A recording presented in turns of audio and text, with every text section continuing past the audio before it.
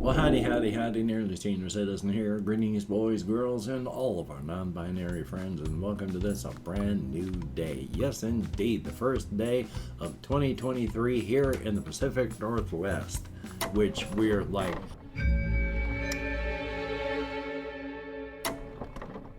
end of the day line, so thumbs up on that. Still though, good to see everybody, quote unquote. Hopefully you slept well. I slept. My housemates sort of slept. They had New Year's Eve issues, so it happens. You know, life is life. But I'm alive, and my kitty cat was scared to death last night, but she at least survived it, and that's good. I mean, hope he smokes. Oy vey. And of course, front-loading your videos, if you could toss me a like, that'd be awesome. If you could subscribe to the channel, that'd be very cool. If you could leave me a comment, anything at all, that would be double plus good. And I would like to thank each and every one of my Patreon patrons. These are literally beautiful and literally awesome people who are, in fact, literally beautiful and literally awesome, helping to keep me and my current just single pet alive and functioning, if not healthy. So if you would like to help keep me alive and at least functioning, I have links in the video description to my Patreon, as well as a PayPal for possible donations, an Amazon wishlist link for things like pet food, and a post office box where if you send me anything at all, and I only ask for postcards and keychains, I will show it off on video and we will marvel at the generosity, because thank you to anybody who does send me anything. It is appreciated. Front loading of videos over. Thumbs up for that. So yeah, poor Amelia. She was scared to death last night. That's why I got a scratch on my finger. She wanted nothing to do with anybody. So, joy. And that scared me to death. I had to drown it in alcohol and wash it and then put antibiotic cream on it, because first time I ever got cellulitis was from a cat bite. And I've had cellulitis so bad where I don't even know where the injury was, but I ended up fighting for my life. So anything at all, especially since I got cellulitis last month, it scares me to pieces. So yeah, I treated that very aggressively. Thumbs up. Past that though, I am surviving, and that is a very good thing. One of the things I was listening to this morning, there's the song Astronomia, which everyone, if you've heard the song likely, but it's from the Coffin dance meme thing, that da da da da da da da. That was a terrible rendition. You'll never be able to recognize it from that. But one of the stupid songs that remixes I've heard of this is, they take a bunch of little things from commercials and from largely kids cartoons and things like that, and then they'll play a short sample of it and then take like a half second or so of that and then use that as part of it. So there's Peppa Pig saying something, and then, you know, for like 4 seconds, and then they'll take a half second clip of that and just go up, up, up, up, up, up, up, up, up, up, up, up. And it's really stupid, that fashion. I was laughing at it this morning. It's a very, very good thing. Very catchy. They did an excellent job, but it's really, really silly. So thumbs up for that. Just wanted to mention it because there's other things that I do want to talk about. Let's see if I can find any of the things I talked about on my solo RPG stuff, and this is just really silly. I'm not trying to point out going, oh, I'm so clever. This is a technique that you can use if you like to be creative and you want to figure out how to come up with like character names. I was feeling very, very silly when I came up with a name for my characters that are going to be for that one old school Renaissance type gaming situation with Brett, Ostler, and Kive and Yamil, because while they sound like pretty cool names, at first it was like, I'm going, okay, I need a couple characters. Bread, butter, and knife. Bread. Brett sounds like bread, and butter, otter, ostler, and knife. Kive. Okay, there, I got 3 names. So just come up with anything. Come up with just a list of 3 words and then come up with names that sound like those. It'll work quite well for you at times. You may have to work for it at others, but it's just a technique that I've used, and it's a good idea. So thumbs up on that. past that as well. Somebody did ask, I can't remember if it was like Cake or Shinra or somebody in comments asked before if there were vegan cryptids. Not most. There are a lot of cryptids that, they eat animals, they eat just plants, they eat stuff like that. They don't eat people, they eat stuff from nature, either human nature or the cryptid stuffs that they are able to interact with because they're cryptids. So there's a lot of cryptids that, normally a cryptid like Polly, who I talk about a lot, she is a flowering type plant cryptid. In fact, when she's around, there's always the smell of blooms about. Always kind of a pleasant plant smell. She is a flowering type plant cryptid. Plants get very fertile and bloom a lot about her and cryptids like her. She has very flat bovine teeth. Her teeth look very perfect and they look normal, except if you look at her, you may notice her teeth look kind of weird because she doesn't really have any canines normally. She has very tiny, human-looking, flat bovine type teeth for grinding plant material. Under normal circumstances, Polly would have been largely vegan. It's just that her generation of cryptids are much more socially aware. Before this generation, light and dark cryptids largely stayed apart, not because of hatred or anything, just light cryptids hung around with light cryptids, dark cryptids hung around with dark cryptids, and they didn't dislike each other, it's just this is what you did.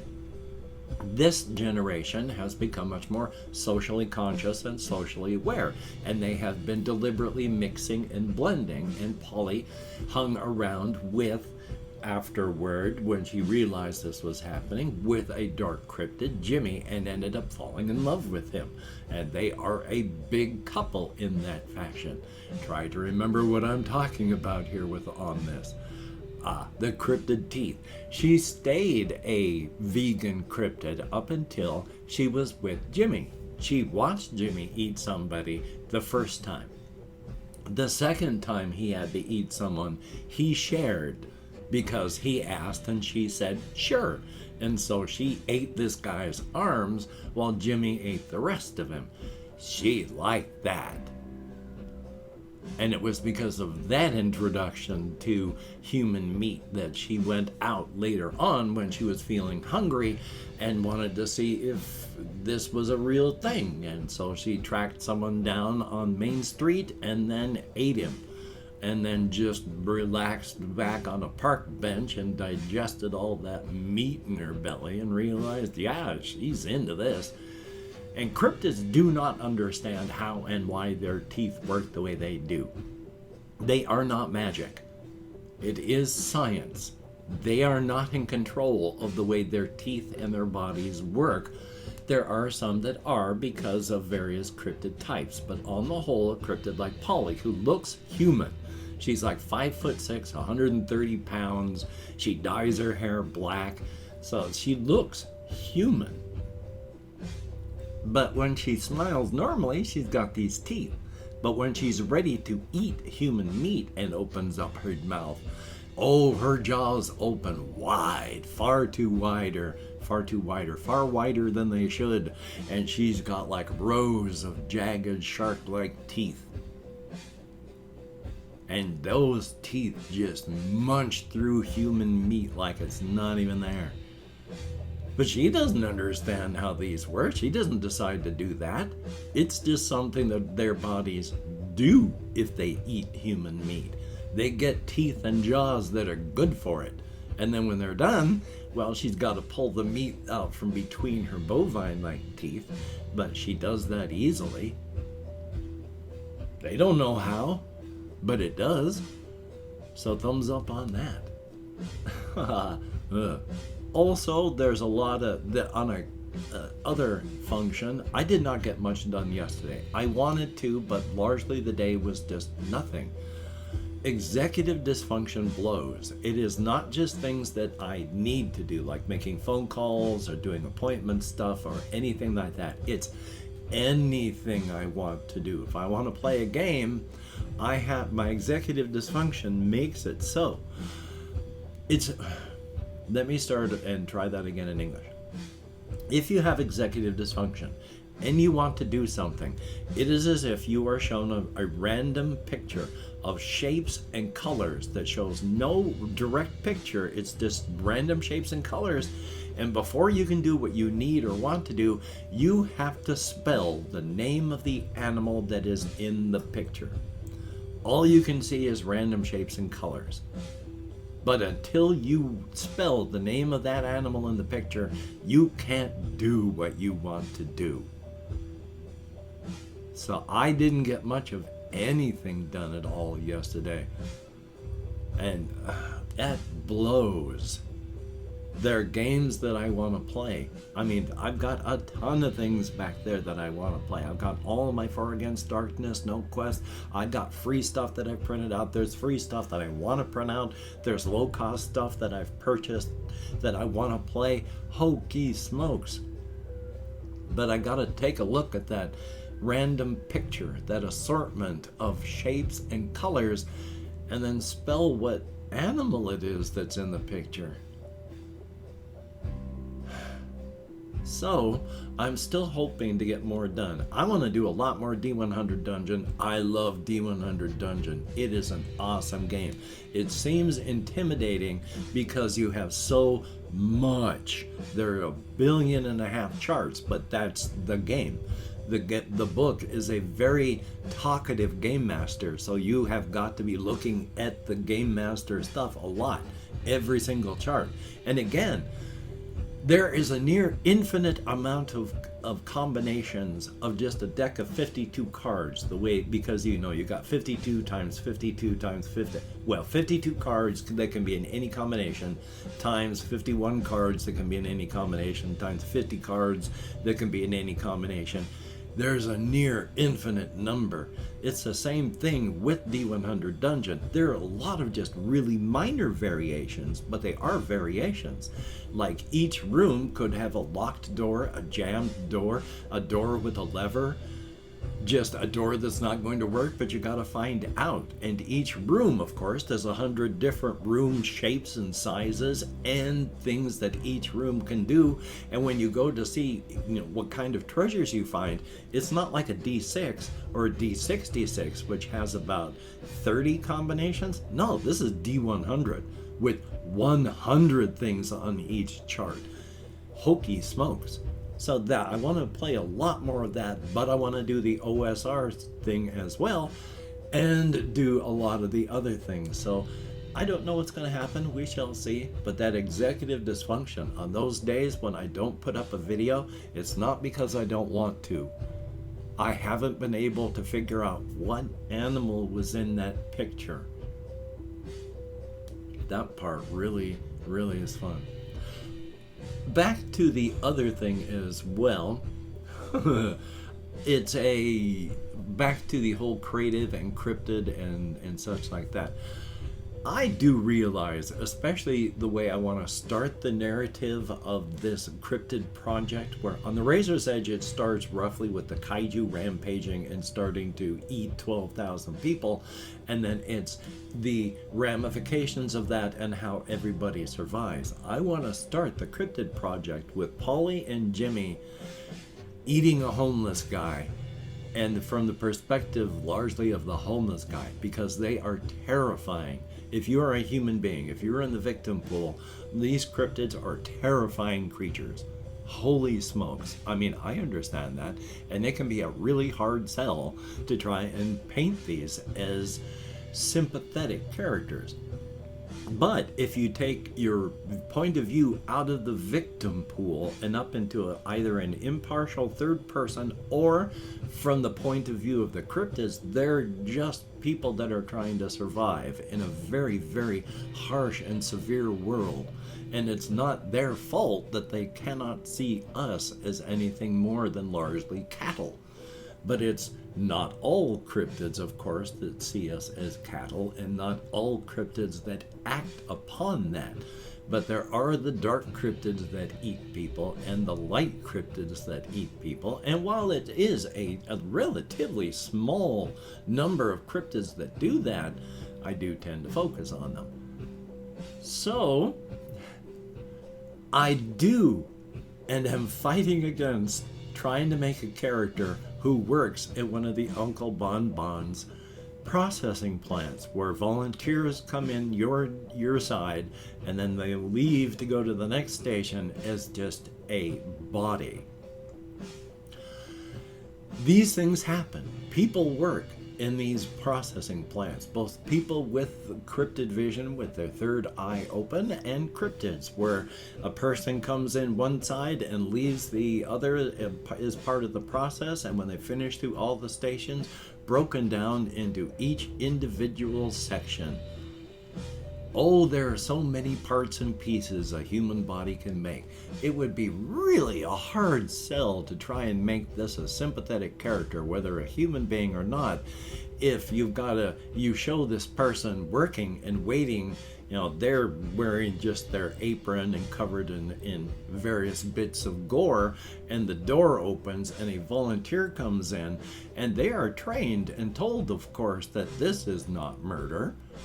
The body is an animal. The body wants to live. These are volunteers. Their brain, their mind made a decision. The body is an animal and will betray that mind. Do not listen to them begging for their lives. Their bodies are betraying their minds.